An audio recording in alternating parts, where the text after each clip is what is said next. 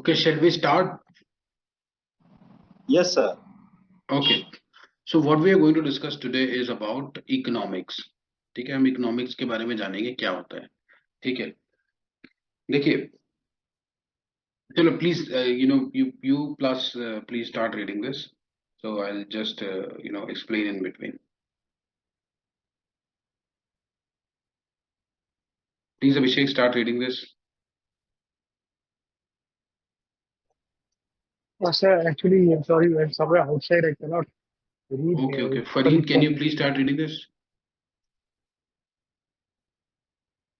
Sir, same problem with me also. I'm also Okay. outside. Just give me a second, please. Okay, no problem, sir.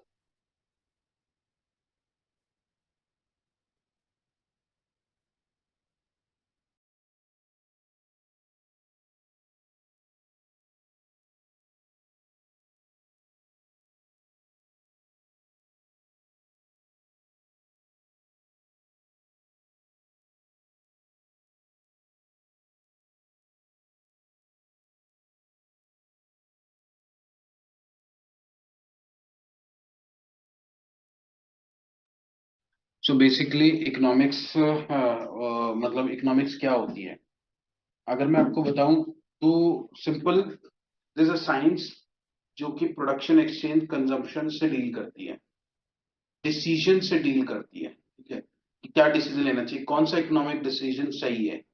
ठीक है, उसको क्या बोलते हैं, इसको बोलते हैं हम इकोनॉमिक्स. ठीक है, जैसे मैं हेल्थ इकोनॉमिक्स में बात करना चाहूंगा, मतलब इकोनॉमिक्स ये सबके लिए होता है. हेल्थ में अगर हेल्थ से रिलेटेड चीज करनी है, ठीक है, मेरे पास में अगर 5,000 रुपए है, ठीक है, अब 5 के 5,000 रुपए मैं खाने पे खर्चा कर देता हूं, सिर्फ खाने पे. सपोज करो, मतलब मैं बीमार पड़ता हूं, तो बीमारी के लिए तो मैं पैसे बचे ही नहीं, है ना. बीमार पड़ता हूँ, कोई दवाई खरीदनी है तो दवाई खरीदने के पैसे नहीं बचे. ठीक है, या डॉक्टर ने मतलब चलो थोड़े बहुत पैसे बच गए, तो डॉक्टर ने मुझे बोला कि जिम ज्वाइन कर लो तुम, तुम्हारी फिटनेस ठीक हो जाएगी उससे, उसके लिए पैसे नहीं बचे मेरे पास में. तो अब मेरे को क्या देखना है कि मेरे को अपना पैसा कितना कहाँ लगाना है. ठीक है, कितना पैसा कहाँ लगाना है, इसी पूरे प्रोसेस को, मतलब इसी समझ को हम क्या बोलते हैं, इकोनॉमिक्स. मतलब मैं आपको ब्रॉडली बताऊं तो अब हेल्थ इकोनॉमिक्स में क्या हो गया, जो हेल्थ से रिलेटेड चीजें करते हैं, तो हेल्थ से रिलेटेड यही चीज कि भाई, कि मैं सारे सारे पैसे अगर मैं प्रिवेंटिव टेस्ट पे खर्च कर दूंगा तो क्यूरेटिव टेस्ट के लिए तो कुछ बचा ही नहीं. ठीक है, या दवाई खरीदने के लिए तो कुछ बचा ही नहीं, अगर मैंने सारा पैसा कंसल्टेशन में ही खर्च कर दिया तो, है ना. सो इसको बोलते हैं हेल्थ इकोनॉमिक्स. ठीक है, इकोनॉमिक्स और हेल्थ इकोनॉमिक्स में कोई डिफरेंस नहीं है, सब सिमिलर है. ठीक है, एक चीज डिफर, मतलब एक चीज है बस, इसमें क्या है, हेल्थ के एग्जांपल्स होते हैं बस, और कुछ भी डिफरेंस नहीं है इसके अलावा. ठीक है, there are two major factors that are responsible for the emergence of economic problems. They are existence of unlimited human wants and the scarcity of available resources. क्या है, देखो पैसे आपके पास लिमिटेड ही हैं. ठीक है, पैसे हम सबके पास लिमिटेड ही होते हैं. अब हम ये चाहते हैं कि हम ये जिम भी ज्वाइन कर लें, एक स्पा भी ज्वाइन कर, स्पा भी ले लें, हम हेड मसाज भी ले लें, हम मतलब सारी चीजें, हम हर चीज को एक्सपीरियंस करना चाहते हैं, सबसे बेस्ट 5 स्टार हॉस्पिटल में जाके ट्रीटमेंट भी हो जाए. There is unlimited human wants, but the resources are limited. Simple बात, पैसे तो लिमिटेड ही हैं, तो यानी कि अनलिमिटेड पैसे हैं.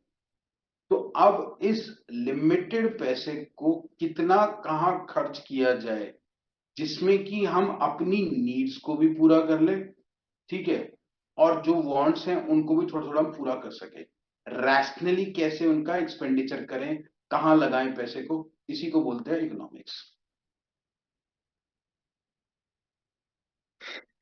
Are we clear?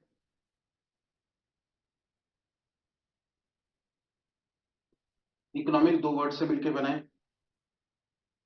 oikos, a house, nemin, to manage, means managing a household using limited funds available.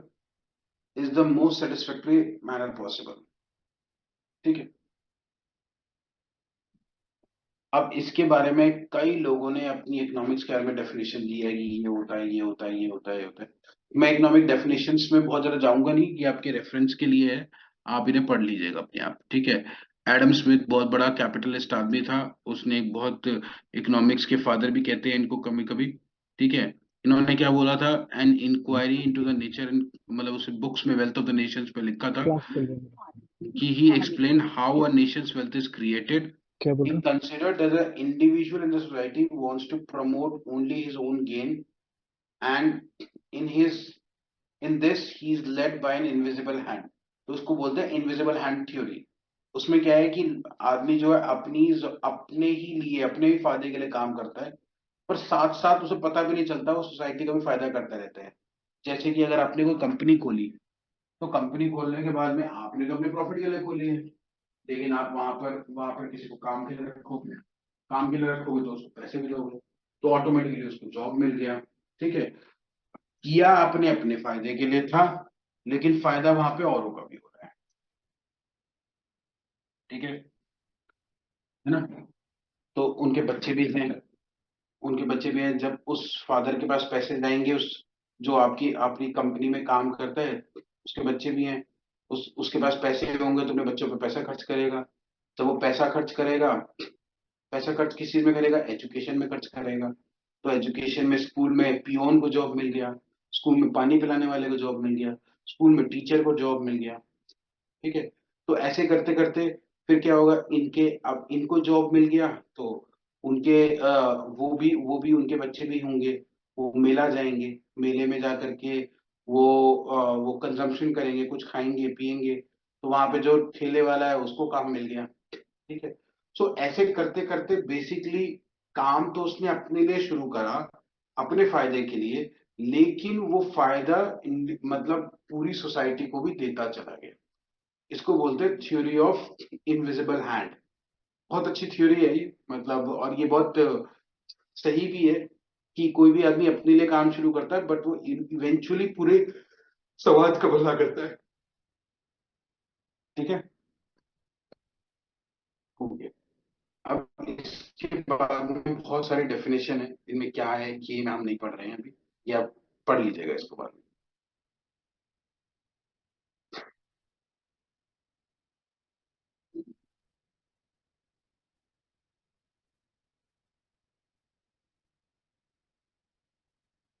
Scope of economics.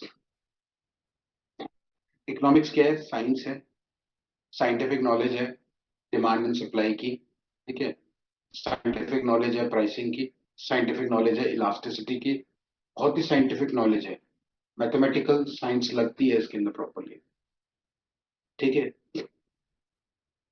कि जैसे मैं आपको एक चीज बताऊं आपको, कि there is something called cross elasticity. Cross elasticity क्या होती है, कि भाई एक प्रोडक्ट का प्राइस बढ़ता है, तो डिमांड किसी दूसरे प्रोडक्ट की बढ़ जाती है। फॉर एन एग्जांपल, अगर चाय चाय का प्राइस बढ़ा दो, अभी 10 रुपए की मिलती है, 100 रुपए की कर दो, तो लोग क्या करेंगे, लोग ज्यादा कॉफी पीना शुरू कर देंगे। तो डिमांड किसकी बढ़ गई, कॉफी की बढ़ गई। तो प्राइस हमने बढ़ाया है टी का, डिमांड बढ़ गई कॉफी की।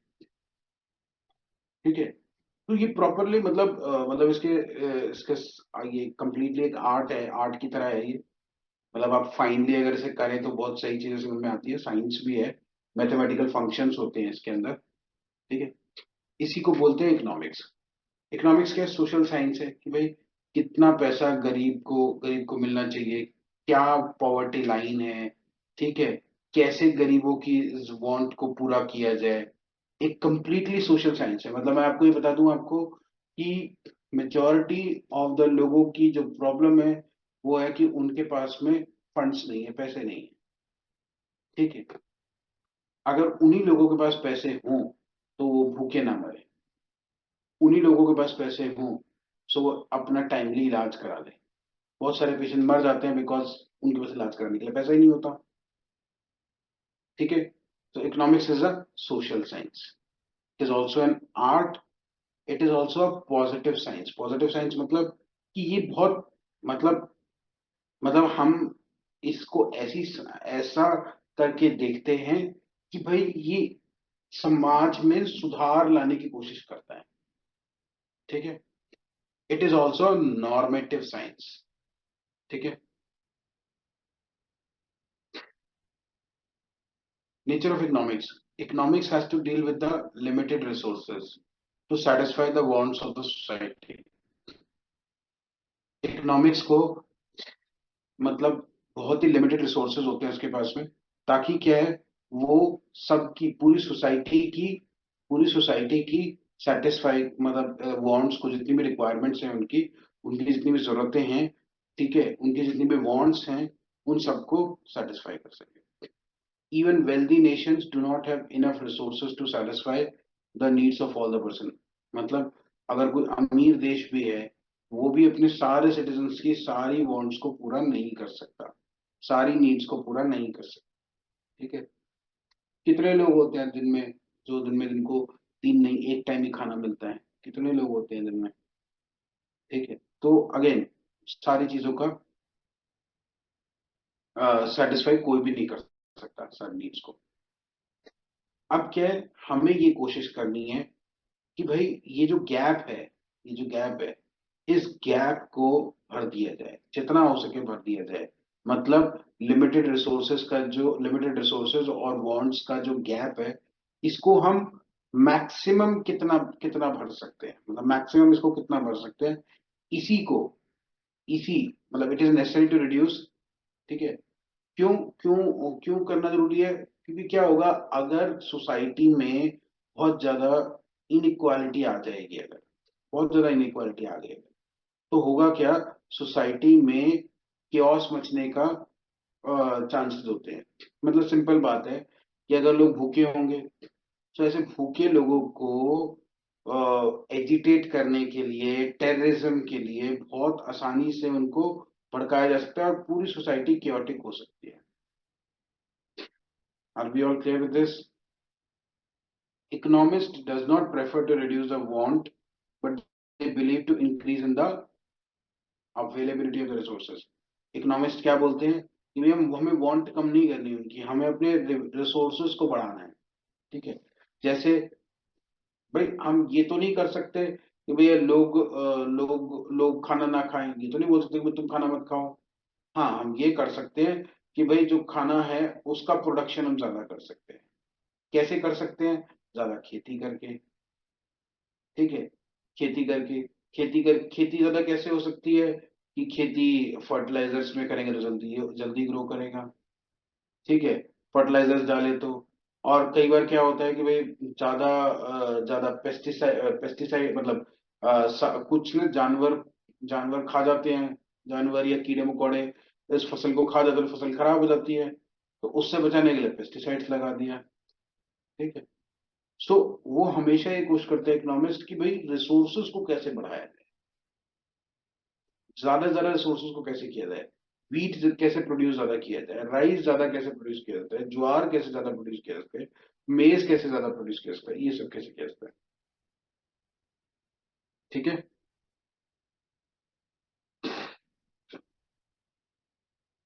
economics limits its field up to exchangeable goods and these goods are called economic goods, all other goods are called non-economic goods।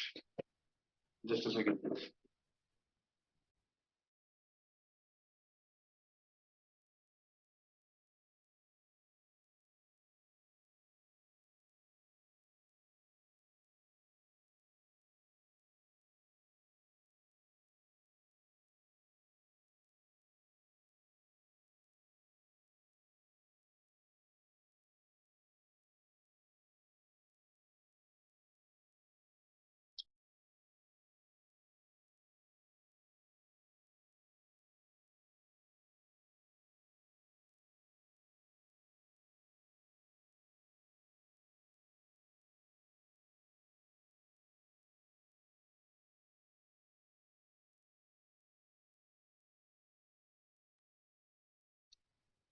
Okay,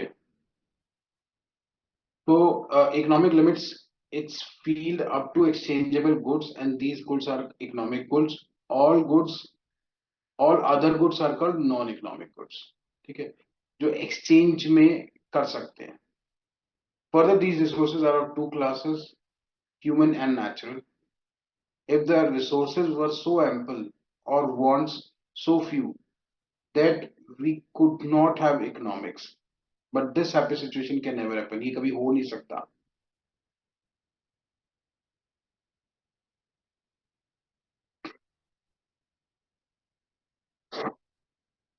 In every society, critical decisions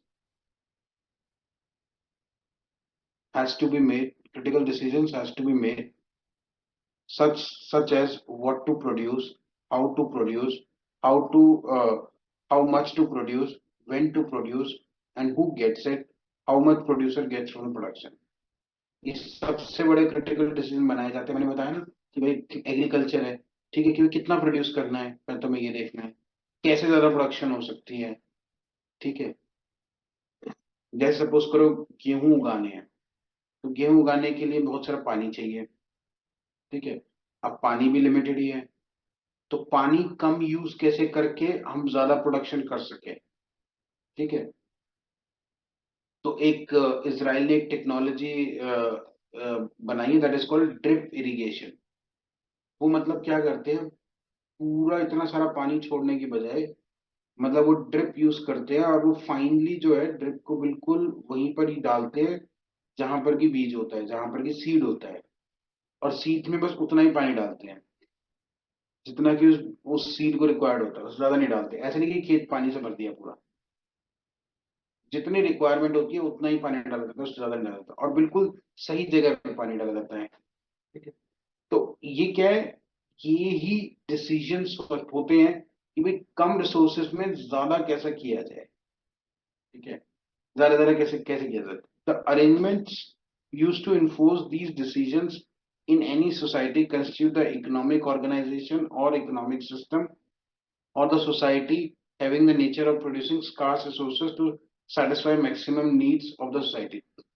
इन्हीं arrangements को, decisions को, ठीक है, society में मिला करके जो है इनको इकोनॉमिक ऑर्गेनाइजेशंस, इकोनॉमिक सिस्टम्स बनते हैं इसी से. ठीक है, that the society have the nature of providing the scarce resources, ताकि हम जितने कम रिसोर्सेज हैं उनको मैक्सिमम नीड्स को कैसे फुलफिल कर सके. ठीक है, अब एक चीज है माइक्रो इकोनॉमिक्स. माइक्रो मतलब स्मॉल, सब जानते हैं. So it should not be surprising that micro economics is the study of small economic units. The field of micro economics is concern with things like consumer decision making and utility maximization. मतलब consumer क्या decision ले रहा है, और उस जो भी product उसने खरीदा है उसकी कितनी वो यूटिलाइज कर सकता है उसको. ठीक है, अब जैसे आपके अपने फोन्स हैं, फोन्स में आपने इतनी सारी एप्स डाल रखी होंगी, लेकिन लेकिन आप मैक्सिमम 4 या 5 एप्स ही यूज करते होंगे मेजरली. 80 to 90% आप मतलब 4-5 नहीं तो 7-8 यूज करते होंगे, और आपके में एप्स होंगी कम से कम 40-50. ठीक है, तो यूटिलिटी नहीं हुई उस ऐप की. ठीक है, आप यूज तो किया ही नहीं आपने उसको, तो उसकी यूटिलिटी ही नहीं है उतनी. ठीक है, सो अब व्हाट्सएप है, व्हाट्सएप अब दिन में इसकी यूटिलिटी बहुत ज्यादा है, अब फटाफट उसको मैक्सिमम यूटिलाइज करते हैं. या फिर या फिर जैसे आपने कोई अपने अपनी हेल्थ को इम्प्रूव करने के लिए एक साइकिल खरीदी, आपने उसको 1-2 दिन तो चलाया, उसके बाद चलाया ही नहीं आपने उसको. आप समझे मेरी बात. तो इससे क्या हुआ, उसकी यूटिलिटी कम है, तो जो आपने पैसा खर्चा किया उसको उसको इस्तेमाल करने के लिए उसका कोई ज्यादा फायदा हुआ नहीं. ठीक है, so consumer decision making and utility maximization, this called utility maximize. कैसे आप अपनी यूटिलिटी को मैक्सिमाइज कर सकते हैं. Firm production and profit maximization, कि फर्म कितना प्रोड्यूस करे, और ताकि फर्म जो है अपना प्रॉफिट को कैसे मैक्सिमाइज कर सके। Individual market equilibrium, market equilibrium भी हम आगे पढ़ेंगे, डिमांड एंड सप्लाई के बीच में आता है मार्केट इक्विलिब्रियम, हम आगे पढ़ेंगे, इस चीज को हम समझेंगे। इफेक्ट्स ऑफ गवर्नमेंट, अब क्या करती है गवर्नमेंट भी किसी किसी प्रोडक्ट पे कोई ना कोई रेगुलेशन लगा देती है, तो उस वजह से उसकी जो मतलब उसकी जो यूटिलिटी है या तो कम हो जाती है या बढ़ जाती है, ठीक है, या उसकी सेल जो है या तो इंक्रीज हो जाती है या डिक्रीज हो जाती है। जैसे क्या है, क्रैकर्स है, पटाखे, पटाखों की सेल पे बैन लगा दिया सरकार ने, क्यों, क्योंकि भैया इससे पोल्यूशन होता है, इस वजह से सरकार ने बैन लगा दिया। So effects of government regulation on individual markets, ठीक है। Externalities and other market side effects, कुछ एक्सटर्नैलिटीज भी होती हैं, एक्सटर्नैलिटीज भी होती हैं जिस वजह से जिस वजह से कुछ चीजों का प्राइस बढ़ जाता है या कम हो जाता है। जैसे जैसे जैसे क्या है, रशिया और यूक्रेन में युद्ध हुआ, प्रॉब्लम रशिया और यूक्रेन की, इंडिया के अंदर वीट का जो वीट का जो प्रोडक्ट, मतलब वीट की जो कंजम्पशन थी, वीट की स्कैर्सिटी हो गई, उनसे कम हो गया, वीट हमारे पास में उतना था ही नहीं, क्यों, क्योंकि हम बहुत सारा वीट वहां से मंगवाते हैं, ठीक है। हमने फिर सरकार को बैन भी करना पड़ा, वीट का एक्सपोर्ट एक्सपोर्ट बैन करना पड़ा, हाँ एक्सपोर्ट बैन करना पड़ता, हम बहुत सारा वीट जो है भेज देते हैं बाहर। बाहर कहाँ भेज देते हैं, हम यूएस में भेज देते हैं, यूएस में जो इंडियन डायस्पोरा रहता है वहां भेज देते हैं, उनके लिए महंगा हो गया एकदम सडनली, मतलब प्रॉब्लम कहीं, उसका इम्पैक्ट कहीं और आ रहा है, ये एक्सटर्नैलिटीज होती है, दिस कॉल्ड एक्सटर्नैलिटीज। और सिर्फ यही नहीं, और भी कुछ भी हो सकता है, जैसे जैसे ये जो क्रैकर्स हैं, क्रैकर्स कहाँ बनते हैं, शिवाकाशी में, तो शिवाकाशी में सपोज करो कि वहां पे सारे सारे वर्कर्स जो है स्ट्राइक कर देते हैं, अब इस वजह से क्रैकर्स बर्न ही नहीं हो रहे, क्रैकर्स की सेल, क्या प्रोडक्शन कम हो गया है, तो उस वजह से उसका प्राइस बढ़ गया है, ठीक है।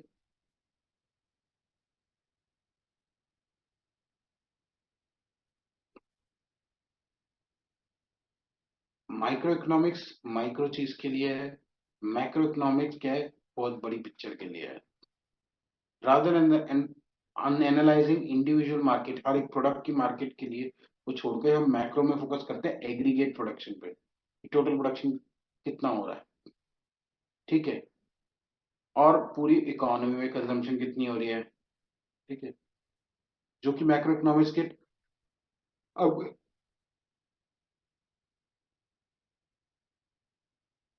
जो मैक्रो इकोनॉमिक्स में क्या स्टडी करते हैं, टैक्सेस कितने हैं, कितनी इनकम है, कितनी सेल्स है, कितना आउटपुट है, कितने प्राइसेस हैं, ठीक है। इकोनॉमिक अप, मतलब इकोनॉमिक अप स्विंग्स कब है, डाउन स्विंग, मतलब कब तो इकोनॉमी बूस्ट कर रही है, मतलब आगे ग्रो कर रही है, और कब रिसेशन में जा रही है, ठीक है। इस चीज का इस चीज को भी देखते हैं, ये इसमें माइक्रो इकोनॉमिक्स को नहीं देखते हैं इसको।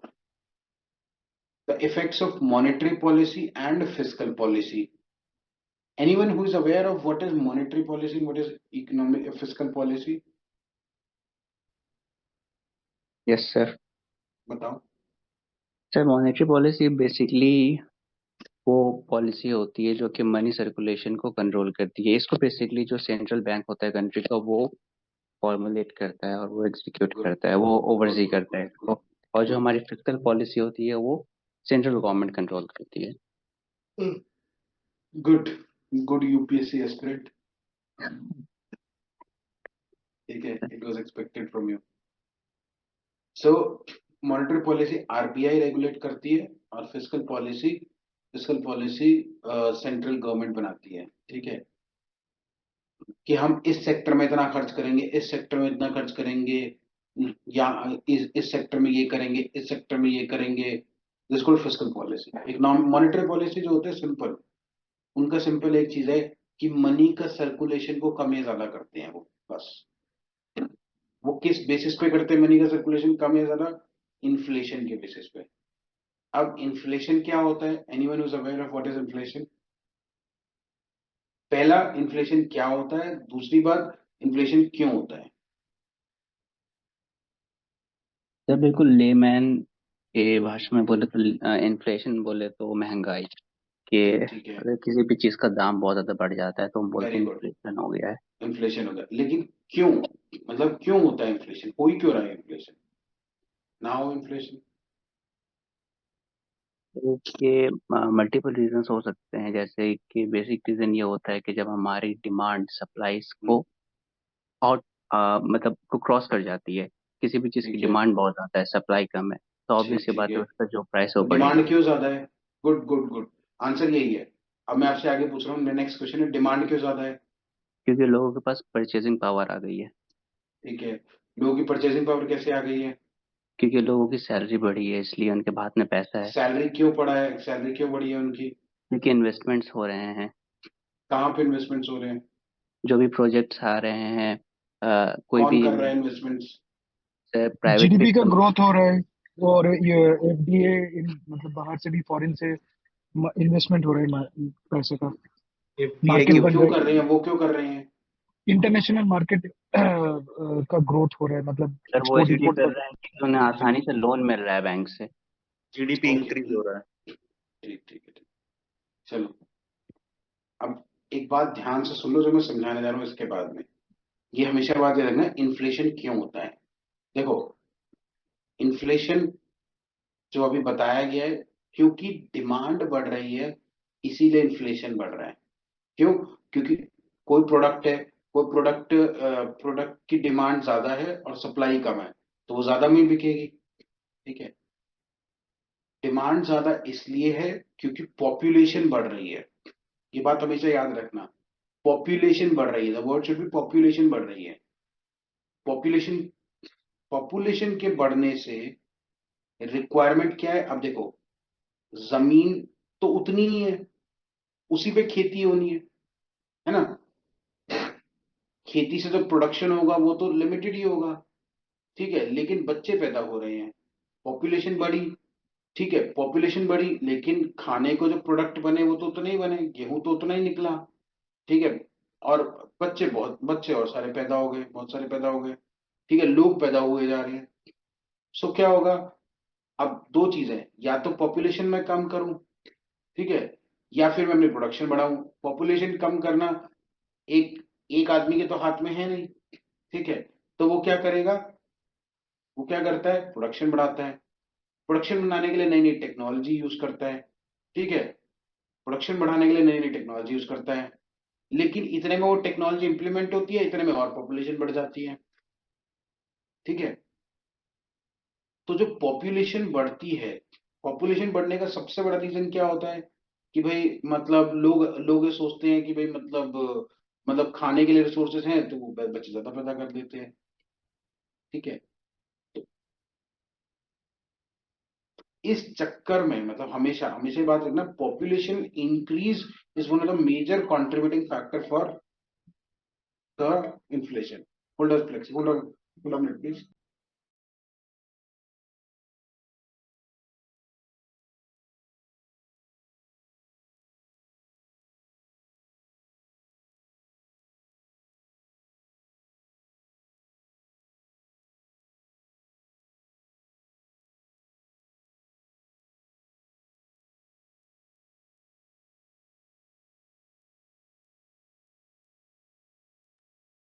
ठीक है, इन्फ्लेशन का बहुत डायरेक्ट रिलेशन है पॉपुलेशन से। ठीक है, बाकी दूसरा दूसरा रिलेशन तो ये है कि भाई एक आदमी की नीड तो तुम पूरी नहीं कर सकते हो, ये तो है ही है। ठीक है, लेकिन जो बहुत प्रैक्टिकल रीजन है पॉपुलेशन, जैसे जैसे पॉपुलेशन इंक्रीज होती रहती है उनकी डिमांड भी तो बढ़ती रहती है। अब जैसे ही बच्चा पैदा होगा तो वो खाना भी खाएगा, दूध भी पिएगा, कपड़े भी पहनेगा, टॉयज भी चाहिए उसको। ठीक है, तो इन सब के लिए क्या होता है? इन सब के लिए रिक्वायरमेंट के लिए फिर हर एक चीज चाहिए। तो क्या होता है, घर की भी रिक्वायरमेंट होती है, शेल्टर की मतलब रिक्वायरमेंट होती है। ठीक है, हर चीज, तेल की भी रिक्वायरमेंट है। ठीक है, क्रीम की भी रिक्वायरमेंट है, ये सारी रिक्वायरमेंट्स होती है। इसलिए over a period of time क्या होता है, over a period of time जो है वो उसी चीज के प्रोडक्ट की प्राइस जो है बढ़ जाता है। ठीक है, अगर मतलब मैं आपको एक सिंपल बात बता दूं, there will be high chances, और उन कंट्रीज में आप देख लेना जहां पे कि पॉपुलेशन कम हो रही है, वहां पे इन्फ्लेशन भी साथ साथ कम होना शुरू हो जाता है। ठीक है, वहां पे इन्फ्लेशन भी कम होना शुरू हो जाता है। ठीक है, बट ये बहुत डायरेक्टली रिलेटेड नहीं है, ऐसा नहीं है कि वे डायरेक्टली रिलेटेड है। समटाइम्स व्हाट हैपेंस कि पॉपुलेशन कम हो रही है, लेकिन लोगों की वांट्स बहुत ज्यादा इंक्रीज हो जाती है, उनका लाइफस्टाइल बहुत ज्यादा चेंज हो जाता है। ठीक है, इसलिए उनको अब जैसे पॉपुलेशन तो कम हो गई, ठीक है, एक आदमी है वो कह रहा है पहले तो एक गाड़ी में खुश रहता था, कहता नहीं मुझे चार चाहिए। अब उस चार वाले को देख के कि दूसरे और भी कह रहे नहीं हमें भी चार चाहिए। घर में रहने वाले दो ही लोग हैं, गाड़ियां चार हैं।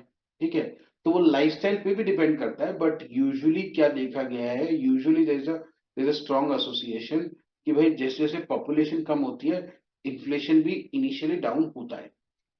ठीक है, क्यों? क्योंकि उतनी रिक्वायरमेंट्स कम हो जाती हैं, जो नीड्स हैं वो कम हो जाती है। Are we all clear with this?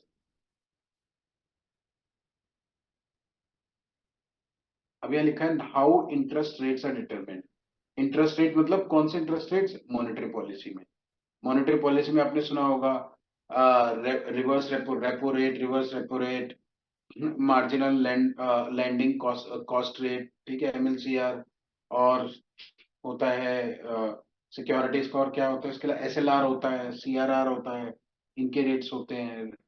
ठीक है, इतने बेसिस पॉइंट उठा, इतने बेसिस पॉइंट घटा, ये मॉनेटरी पॉलिसी का पार्ट है। ठीक है, वह कुछ इकोनॉमिक्स बहुत फास्ट पेस से ग्रो करती है।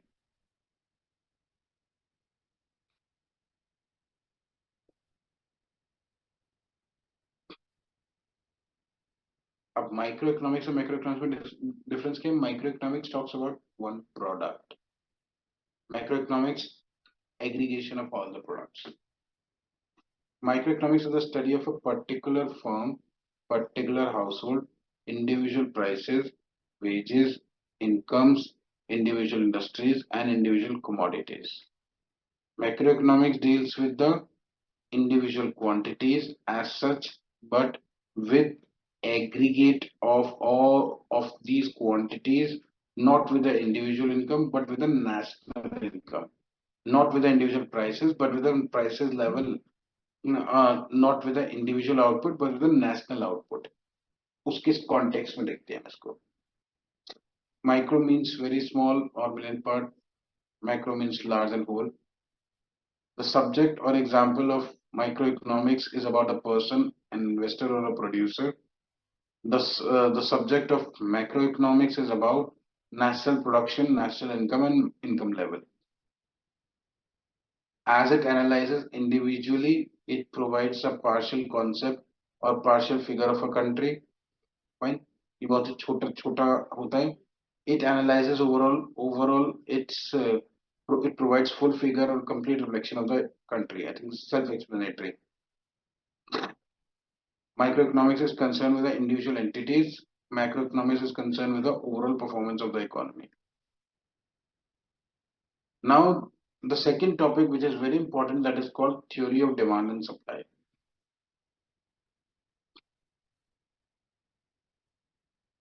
Theory of demand. The most powerful tools of economics for analyzing the way market forces determine price and production in a competitive market are demands and supply analysis. अगर हम ये समझ लें कि किसी भी प्रोडक्ट की डिमांड और सप्लाई और प्राइस का क्या रिलेशन है, तो आप समझ लो आपने 80 to 90% समझ ली माइक्रो इकोनॉमिक्स। ठीक है, ये चीज को समझने का मतलब है कि आपने 80 to 90%, बट ये बहुत मुश्किल है समझना, इतना आसान नहीं है, but over a period of time समझ में आ भी जाता है।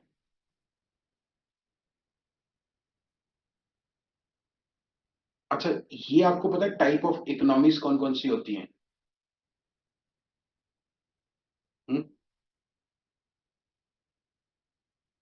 टाइप्स ऑफ इकोनॉमीज पता है आपको?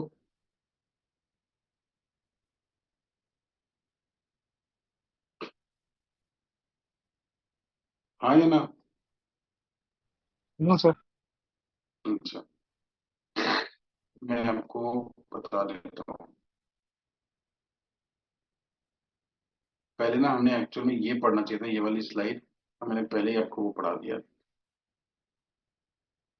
चलो, ये तो हमने पढ़ लिया, economic system is a way nation makes economic choices about how nation will use it's resources. ठीक है, रिसोर्सेज क्या है? लैंड, लेबर, कैपिटल, एंटरप्रेन्योरशिप, ये हमारे रिसोर्सेज है। लैंड, लेबर, कैपिटल मतलब पैसा, एंटरप्रेन्योरशिप मतलब वो आदमी जो ये सोचता है कि मेरे को ये काम करना है। ठीक है, land refers to everything on earth that is in its natural state or Earth's natural resource. Labor refers to all people who work in the economy. Capital includes money needed to start and operate the business. As a national level, capital includes infrastructure such as roads, ports, sanitation facilities, and utilities. Entrepreneurship क्या होता है? Refers to the skill of the people who are willing to risk their time and money to run a business. I think this is self-explanatory. Simple, land, labor, capital, entrepreneurship. अब क्या है difference between wants and needs and available resources? ठीक है, ये scarcity है।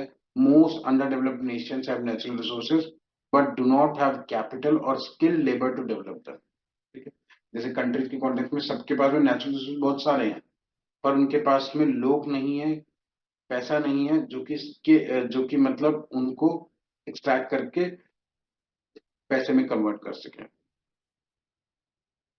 Every day in our country and countries around the world, business owners, consumers, workers, and governments must make choices about using कैसे scarce resources को use करना है, जो resources कम है उनको कैसे use करना है। Together, these choices create an economy. इन सब के मिलने से economy बनती है। These choices fall in three groups. ठीक है, basic, what goods and services क्या बनाया जाना चाहिए, कैसे बनाया जाना चाहिए, और कौन खरीदेगा इनको, कौन कंज्यूम करेगा। ठीक है, अब आता है सबसे इंपॉर्टेंट चीज, four types of economic systems. पहला economic system pure market, pure command, traditional economy and mixed economy. ठीक है, pure market, pure market economy का मतलब क्या है कि गवर्नमेंट की कोई इंटरवेंशन नहीं है किसी भी चीज में। किसी भी चीज में मतलब किसी भी चीज में, चाहे बिजनेसेस, जैसे एक मोबाइल फोन है, सो गवर्नमेंट कोई रोक टोक नहीं लगाती, तुम्हें जितना मर्जी का बेचना है बेचो। ठीक है, चाहे तुम्हें 10 करोड़ का बेचना है 10 करोड़ का मोबाइल बेचो, कोई नहीं बोलेगा। दवाइयां हैं, सरकार कुछ नहीं बोलती, जितना का तुम्हें बेचना है बेचो, हमें कोई मतलब नहीं है इस बात से। जिसको खरीदना है खरीदे, नहीं खरीद सकता, दवाई बिना बिना खाए मर मर जाए तो मर जाए, हमारा कोई मतलब नहीं इस बात से। ठीक है, ये कहते हैं प्योर मार्केट इकोनॉमी। दुनिया में कोई भी चीज, कोई भी कंट्री प्योर मार्केट इकोनॉमी नहीं है। ठीक है, अब इसका क्या होगा उल्टा, बताओ उल्टा इसका क्या होगा? इसका उल्टा क्या होगा? Pure command economy. मतलब ये कि सारे डिसीजंस कौन लेती है? सरकार। सारे डिसीजंस मतलब कोई भी डिसीजन कोई भी कंपनी खुद नहीं ले सकते। जैसे कोई कंपनी है तो उसे पूछना पड़ेगा कि क्या मैं क्या मैं ये प्रोडक्ट बेच दूं मार्केट में, तो हाँ बोलेंगे तो ही बेच सकते हो। कितने में बेचूं? इतने में बेचो। This called pure command economy. Command हो रहा है ना, कौन कमांड कर रहा है? सरकार। ठीक है, सारी चीज जो है सरकार की, कंपनी भी जो होती है वो कंपनी भी सरकार ही चलाती है, सब कुछ सरकार के हाथ में होता है। Are we all clear with pure market and pure command economy? Yes, अब अगेन, जैसे कोई प्योर मार्केट इकोनॉमी नहीं है, वैसे ही कोई प्योर कमांड इकोनॉमी भी नहीं है, ठीक है। लेकिन क्या होता है, प्योर मार्केट में क्या है, ऐसा नहीं है 0% नहीं है इन्वॉल्व, क्या बोलते हैं इन्वॉल्वमेंट, लेकिन कुछ कुछ ऐसी कंट्रीज है जिसमें 5-10% ही गवर्नमेंट की इंटरवेंशन है, 15-20%, इससे ज्यादा नहीं। कुछ ऐसी इकोनॉमीज है जहां पे कि 15-20%, मतलब 85% तक सरकार की क्या है, गवर्नमेंट की क्या है, गवर्नमेंट की 15-20% तक क्या है, मतलब 85% तक उनकी उनकी डायरेक्शन चलती है, बाकी 15% क्या है, लोग अपनी मर्जी से, कंपनी अपनी मर्जी से काम करती है। आगे बात समझ में, ठीक है। ऐसी भी इकोनॉमीज है, जैसे USA is a good example. Pure market तो नहीं है, बट हाँ 10-15%, 20% सरकार का इंटरवेंशन है भी, ऐसा भी नहीं है कि बिल्कुल इंटरवेंशन नहीं है, ठीक है। बट और ऐसी ऐसी कंट्री जिसमें कि 85-90% जो है गवर्नमेंट कंट्रोल करती है, जैसे कि ये चाइना, ठीक है। जैसे कि चाइना से भी बेटर एग्जांपल है नॉर्थ कोरिया, वहां पे तो 95% तक है, ठीक है। 95% जो है सब कुछ कंट्रोल कौन करता है, गवर्नमेंट ही कंट्रोल करती है, कि भाई मतलब इवन नॉर्थ कोरिया में लोगों की चॉइसेस पे भी सरकार कंट्रोल करती है। जैसे कि नॉर्थ कोरिया में जिस दिन मॉर्निंग होती है, मॉर्निंग मतलब जिस दिन शोक होता है, उस दिन कोई भी आदमी हंस भी नहीं सकता है, और अगर वो हंसता हुआ पकड़ा गया तो उसको जेल भेज देंगे, ठीक है। मतलब there is something like this. जैसे इंडिया में, इंडिया की बात करता हूँ, इंडिया इज क्या है, इंडिया बीच की इकोनॉमी है, इसको बोलते हैं मिक्स्ड इकोनॉमी।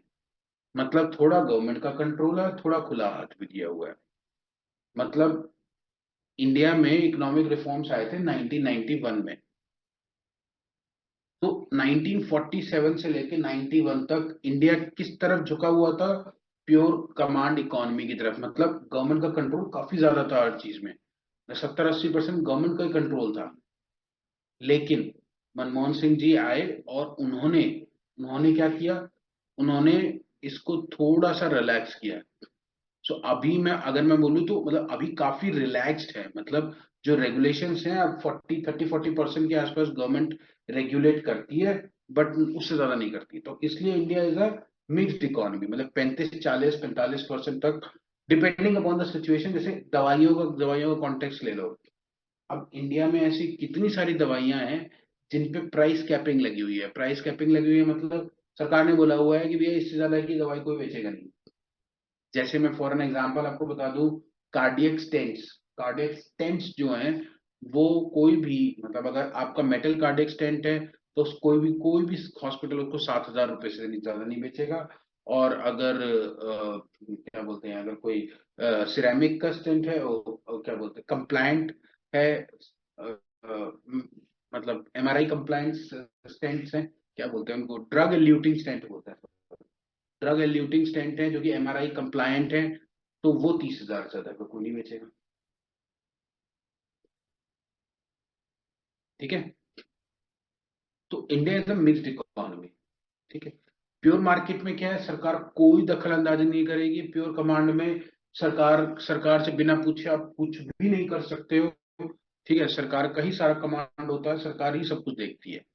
कोई भी कंट्री ना तो प्योर मार्केट इकोनॉमी है, ना ही प्योर कमांड इकोनॉमी है। अब पढ़ लेते हैं इसको। No government involvement in economic decision, private firms account for all production, all the सारे जो है प्राइवेट कंपनी काम करती है। Consumer decide what should be produced, consumer decide करते हैं क्या प्रोड्यूस करना है। They do this through purchase they make, मतलब उनको अगर मोबाइल फोन खरीदने हैं तो कंपनी मोबाइल फोन बनानी शुरू कर देगी। उनको अगर मोमोज खाने हैं तो कंपनीज मोमोज बनानी शुरू कर देगी। उनको अगर उनको अगर रोटी खानी है तो वो रोटी बनानी शुरू कर देंगी। तो कंज्यूमर्स डिसाइड करते हैं सब कुछ। Businesses determine how the products will be produced. They must be competitive, मतलब वो ये देखते हैं, कोशिश करते हैं कि भाई मतलब कि क्या प्रोड्यूस करना है, कैसे प्रोड्यूस करना है, और ऐसा कि भाई मेरे प्रोडक्ट सबसे ज्यादा बिके, है ना। हर कोई चाहेगा कि भाई मेरा प्रॉफिट ज्यादा हो। प्रॉफिट ज्यादा कैसे होगा? जब सेल ज्यादा होगी, है ना, तभी तो होगा प्रॉफिट ज्यादा। तो सेल कैसे ज्यादा होगी? या पहले तो एफिशिएंट होना चाहिए और क्वालिटी अच्छी होनी चाहिए, लोगों को पसंद आना चाहिए, ठीक है। अच्छा, who buys the products? The people with the most money are able to buy more goods and services. अब इसमें प्रॉब्लम क्या है? ठीक है, मतलब प्रॉब्लम क्या है? हर चीज अगर मतलब कुछ भी अगर सरकार के हाथ में नहीं है, तो प्रॉपर्टी राइट्स को, लॉज को कैसे इन्फोर्स किया जाएगा अगर गवर्नमेंट का कोई इंटरवेंशन नहीं है? ठीक है, कल को मेरे से किसी ने कॉन्ट्रैक्ट कर लिया और कॉन्ट्रैक्ट लेकर के चला गया अपने, ठीक है, कह रहा है कि पैसे ले लिए, पैसे नहीं दिए। अब भाई मतलब मैं पैसे कैसे मांगू उससे, क्योंकि गवर्नमेंट का तो कोई इंटरवेंशन है ही नहीं। आप समझे? गवर्नमेंट कुछ भी इंटरवीन नहीं कर रही है, तो कुछ तो करना पड़ेगा ना गवर्नमेंट को इंटरवीन, है ना। कि भाई कल को कोई, आप समझ पा रहे हो, मतलब किसी ने कॉन्ट्रैक्ट कर लिया कि अब मैं आपको 10 लाख रुपए दूंगा, आप मुझे वैक्सीन प्रोवाइड करा देना। तो वो पैसे तो लेगा लेकिन वैक्सीन प्रोवाइड नहीं कराएगा, या वाइस वर्सा हो गया, उसने वैक्सीन दे दी फिर पैसे नहीं दिए। अब वो जाएगा कहाँ? क्योंकि सरकार का तो कोई इंटरवेंशन ही नहीं है, सरकार नाम की चीज ही नहीं है। तो प्रैक्टिकली ये इम्पॉसिबल होता है। Some people have few resources to sell, no minimum income. ठीक है, अब उनके हाथ में कुछ ही रिसोर्सेज होते हैं, तो उनकी कोई मिनिमम इनकम तो है ही नहीं कुछ भी।